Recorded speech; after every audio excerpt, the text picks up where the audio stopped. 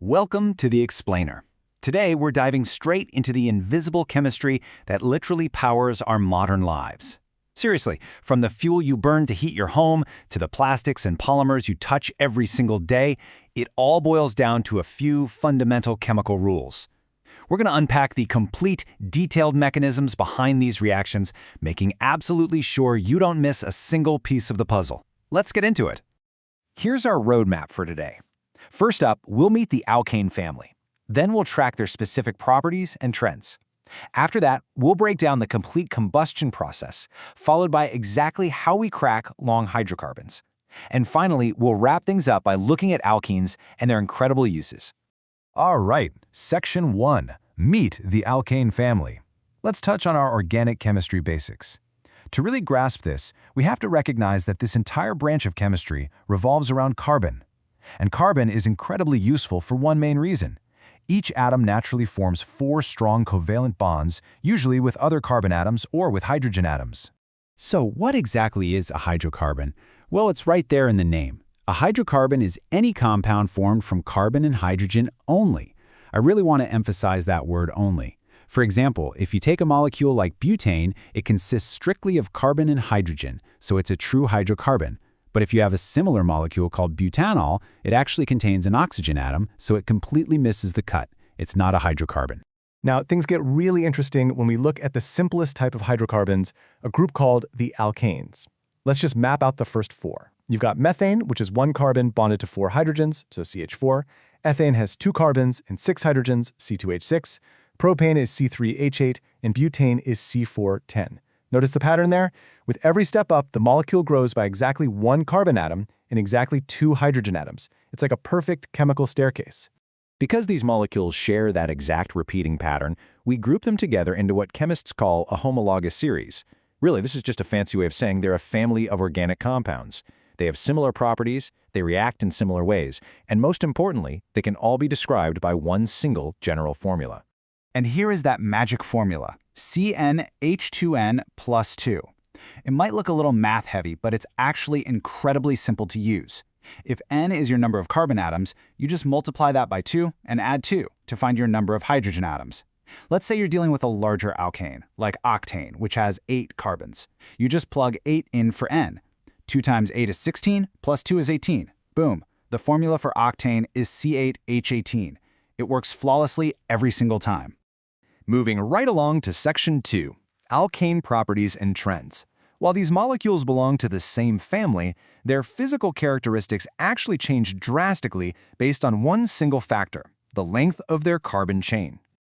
First up, let's talk boiling points. The shorter alkanes, the ones with just 1 to 4 carbon atoms, have very low boiling points. Because of this, they exist purely as gases at room temperature. But as that carbon chain grows past 4 carbons, the boiling point starts to rise. These longer chains are liquids at room temperature, and if the chain gets really, really long, they can even turn into solids. And this creates a really fascinating cascading effect when it comes to their physical properties.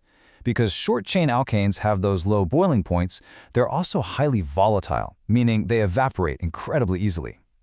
They also have very low viscosity, so they're runny, completely unlike longer chains, which get thick and gloopy, kind of like honey. Finally, and crucially, short chains are highly flammable. They ignite with almost no effort, and it's exactly that flammability that makes short alkanes absolutely perfect for fuels. Which tees us up perfectly for Section 3, the complete combustion process.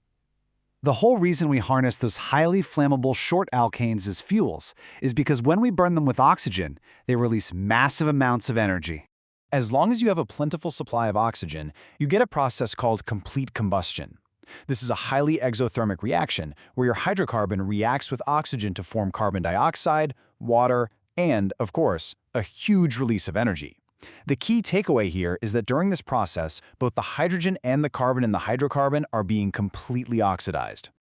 Now, you absolutely have to be able to balance these equations without missing a beat, so let's walk through the exact math step by step. Let's use propane, C3H8. First, you write the unbalanced equation. Okay, we have 3 carbons on the left, so we need 3 CO2 molecules on the right.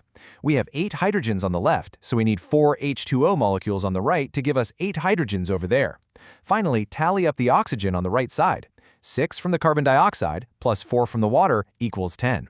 To get 10 oxygen atoms on the left, we just need 5 O2 molecules. And just like that, perfectly balanced. Let's level up and do a slightly more complex one to guarantee zero gaps in our understanding. Let's take nonane, which is C9H20. 9 carbons on the left means we need 9 CO2s on the right. 20 hydrogens on the left means 10 H2Os on the right. Now, let's count up that oxygen on the right. 9 times 2 is 18 oxygen atoms, plus 10 from the water gives us a grand total of 28. To get 28 oxygen atoms on the left side, we need 14 O2 molecules. The logic is identical every single time. All right, let's move into section 4, cracking long hydrocarbons. So we know short alkanes are amazing for fuel, but here's the problem. Crude oil actually gives us a ton of long-chain hydrocarbons that are thick, viscous, and honestly not nearly as useful. So how do we solve that? We crack them. Cracking relies entirely on a process called thermal decomposition. Thermal means heating, and decomposition means breaking down. We are quite literally breaking apart these useless large molecules into highly valuable shorter ones just by blasting them with heat. The first mandatory step here, no matter which specific method you use, is heating those long-chain hydrocarbons until they completely vaporize into a gas. Once it's vaporized, you've got 2 main routes to actually split the chains. The first is catalytic cracking, where you pass that hot hydrocarbon vapor over a hot powdered aluminum oxide catalyst. As the vapor touches the catalyst, the long chain just splits apart. The second route is steam cracking. Here, you mix the vaporized hydrocarbons with steam and heat them to an incredibly high temperature, which physically forces the long chain to break. And just like with our combustion equations, the atoms on each side of a cracking equation must balance out perfectly. Let's say we crack decane, which is C10H22.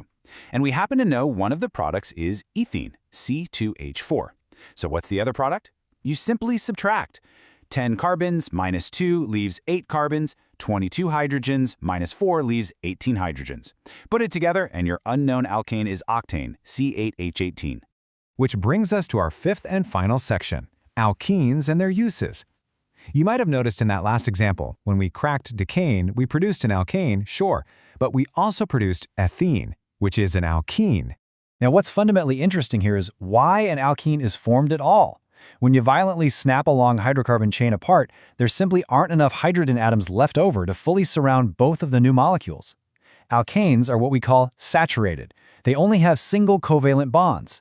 But because alkenes are short on hydrogens, a carbon-carbon double bond has to form to compensate. Because of that double bond, we call alkenes unsaturated. Just like alkanes, alkenes form their own distinct homologous series with similar properties. But that double bond, it changes the game entirely. It makes alkenes way more reactive than alkanes. And the coolest part is that this double bond can actually break open to form 2 single bonds, allowing the molecules to link up like a chain with adjacent molecules.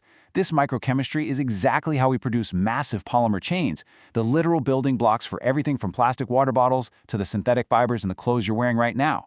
Because alkenes are so incredibly eager to react, there's a very specific standardized test we use to identify them in the lab, the bromine water test. If you take orange bromine water and add it to a solution containing an alkene, the alkene will immediately react with it. You'll actually watch the solution completely decolorize, shifting from a bright, vibrant orange to perfectly clear and colorless.